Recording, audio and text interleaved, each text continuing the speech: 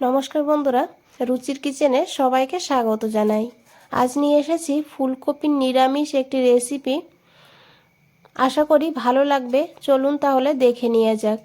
প্রথমেই দেখুন, এখানে আমি মিডিয়াম সাইজের একটা ফুলকপি নিয়েছি। এখন ফুলকপিটাকে কেটে নিতে হবে। তো প্রথমেই ফুলগুলোকে ছাড়িয়ে নিয়েছি, তারপরে ফুলগুলোকে এইভাবে একটু পাতলা পাতলা করে কেটে নিয়েছি। তো দেখুন, যেগুলো মোটা ফুল সেগুলোকে দুই ভাগ করে নিয়েছি, যাতে রান্নাটা খুব তাড়াতাড়ি হয়ে যায় সেই কারণে। এখন এই ফুলগুলোকে খুব ভালো করে ধুয়ে নিতে হবে। এখানে দেখুন, আমি ধুয়ে জলটা ফেলে দিয়েছি, আর এখন এখানে দিয়েছি ফুটন্ত গরম জল। এখন এই জলের মধ্যে দিতে হবে অল্প করে একটু লবণ। এইভাবে গরম জলে 5 মিনিট রেখে দিতে হবে, তাহলে কিন্তু ফুলকপিটা একটু সফট হবে। আর তাছাড়া ফুলকপিতে যদি পোকা থাকে সেটা বেরিয়ে যাবে। তো এখানে আমি সাইডে রেখে দিয়েছি। আর এদিকে দেখুন, একটা মশলা বানাবো, তার জন্য নিয়েছি হাফ চামচ কালো সর্ষে, 1 চামচ সাদা সর্ষে, 1 চামচ পোস্ত নিয়েছি। তার সঙ্গে 3টে কাজু বাদাম। কাজু বাদামটা আপনারা দিতে না চাইলে না দিয়েও করতে পারেন, তবে দিলে গ্রেভিটা খুব সুন্দর হবে, টেস্টটাও ভালো হবে। প্রথমেই দেখুন, একটা মিক্সার গ্রাইন্ডারে দিয়ে শুকনো অবস্থায় এইভাবে গুঁড়ো করে নিয়েছি। আর তারপরে এখানে দিয়েছি একটু লবণ। সর্ষের সঙ্গে লবণ দিয়ে পেস্ট করলে তাহলে কিন্তু সর্ষেটা তেতো হয় না। তাই সর্ষে যখন বাটবেন তখন একটু লবণ আর একটু কাঁচা লঙ্কা দিয়ে দেবেন।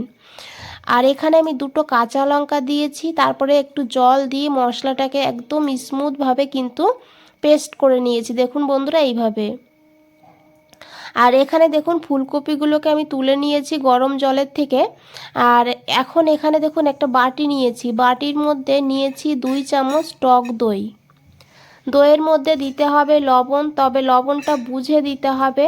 মশলা করার সময়ও লবণ দিয়েছিলাম। দিয়েছি হাফ চামচ চিনি। অবশ্যই চিনিটা দেবেন টেস্টটাকে ব্যালেন্স করার জন্য, যেহেতু টক দই দিয়েছি। দিয়েছি অল্প করে হলুদের গুঁড়ো, আর দিতে হবে অল্প করে একটু কাশ্মীরি লঙ্কার গুঁড়ো। এতে কিন্তু কালারটা ভালো হবে, ঝাল হবে না। তবে আপনারা দিতে না চাইলে না দিয়েও রান্নাটা করতে পারবেন। এখন সমস্ত উপকরণকে খুব ভালো করে মিশিয়ে নিতে হবে। ফুলকপির তো আমরা অনেক রেসিপি খেয়ে থাকি, তবে এই রেসিপিটা বানিয়ে দেখবেন। এই শীতের দিনে দুপুরবেলা এই রকম রেসিপি থাকলে গরম ভাতে আর কিছুই লাগবে না। তো দেখুন, খুব ভালো করে মিশিয়ে নিয়েছি। এদিকে একটা কড়াই বসিয়ে দিয়েছি। কড়াইটাকে খুব ভালো করে গরম করে নিতে হবে। তারপরে 1 চামচ সর্ষের তেল দিতে হবে। তেলটাকে খুব ভালো করে গরম করে নিতে হবে, আর অবশ্যই সর্ষের তেলেই রান্নাটা করবেন। এখন এখানে দিয়েছি অল্প করে একটু কালো জিরা। তার সঙ্গে দিয়ে দিতে হবে এখানে অল্প করে একটু হলুদ। আর এখন দিয়ে দিতে হবে এখানে ফুলকপিগুলো।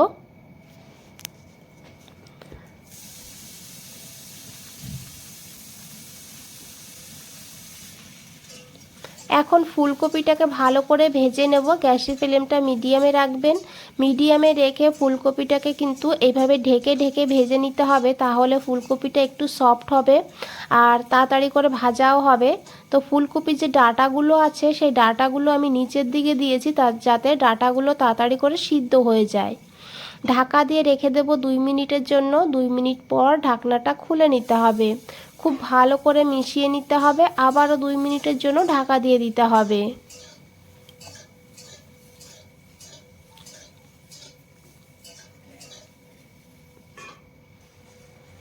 তো দেখুন বন্ধুরা, এখানে ফুলকপিটা কিন্তু ভাজা হয়ে গিয়েছে। এইভাবে একটু ভেজে নিলে টেস্টটা কিন্তু খুবই ভালো হবে। এখন এখানে দিতে হবে কিছুটা মটরশুঁটি। এখানে আমি ফ্রোজেন মটরশুঁটি ব্যবহার করেছি। আপনারা ফ্রেশ মটরশুঁটি দিলে তাহলে যখন ফুলকপিটা দিয়েছি সেই সময় দিয়ে দেবেন, তাহলে মটরশুঁটিটা একটু ভাজা ভাজা হয়ে যাবে। তো আর মটরশুঁটি যদি দিতে না চান তাহলে মটরশুঁটিটাকে স্কিপ করেও রান্নাটা করতে পারবেন, তাতেও অসুবিধা হবে না। তো তারপরে দেখুন, খুব ভালো করে একটু মিশিয়ে নিয়েছি, আর তারপরে গ্যাসটা বন্ধ করে দিয়েছি। গ্যাসটা বন্ধ করে দিতে হবে, যেহেতু ফুলকপি ভাপা আজকে রান্না করছি। ফুলকপি ভাপাটা আমি আজকে কড়াইতে রান্না করব, সেই কারণে গ্যাসটা বন্ধ করে দিতে হবে। তারপরে সেই বেটে রাখা মশলাটা দিতে হবে দই আর গুঁড়ো মশলার পেস্ট। তারপরে দিয়েছি এখানে 2টো টমেটো, ছোট সাইজের, বড় হলে একটা নেবেন। নিয়েছি দুটো চেরা কাঁচা লঙ্কা, তবে ঝাল আপনারা বাড়িয়ে কমিয়ে নিতে পারেন। আর মশলার বাটি ধুয়ে অল্প করে একটু জল দিয়েছি, আশা করি দেখে বুঝতেই পেরেছেন কতটা জল দিয়েছি।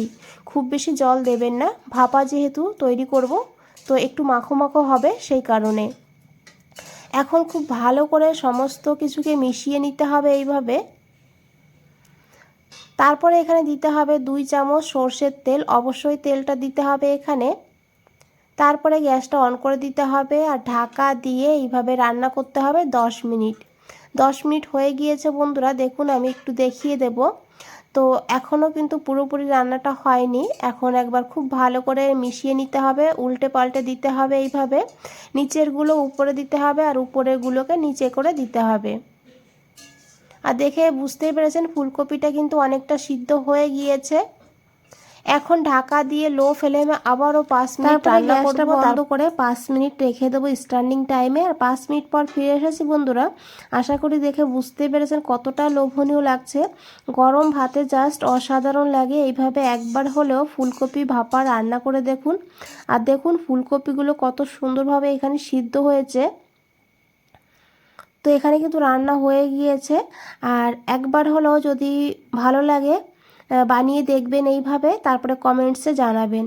বন্ধুরা রেসিপিটা ভালো লাগলে অবশ্যই একটা লাইক করে দেবেন আর চ্যানেলটাকে সাবস্ক্রাইব করে পাশে থাকবেন। ফেসবুক থেকে দেখলে পেজটাকে ফলো করে দেবেন আর কমেন্টসে জানাবেন কেমন লেগেছে। বন্ধুরা আজ তাহলে এই পর্যন্তই, ফিরে আসছি নতুন কোনো রেসিপি নিয়ে। ভালো থাকবেন, সুস্থ থাকবেন। সবাইকে অনেক অনেক ধন্যবাদ এত সময় ধৈর্য ধরে রেসিপিটা দেখার জন্য।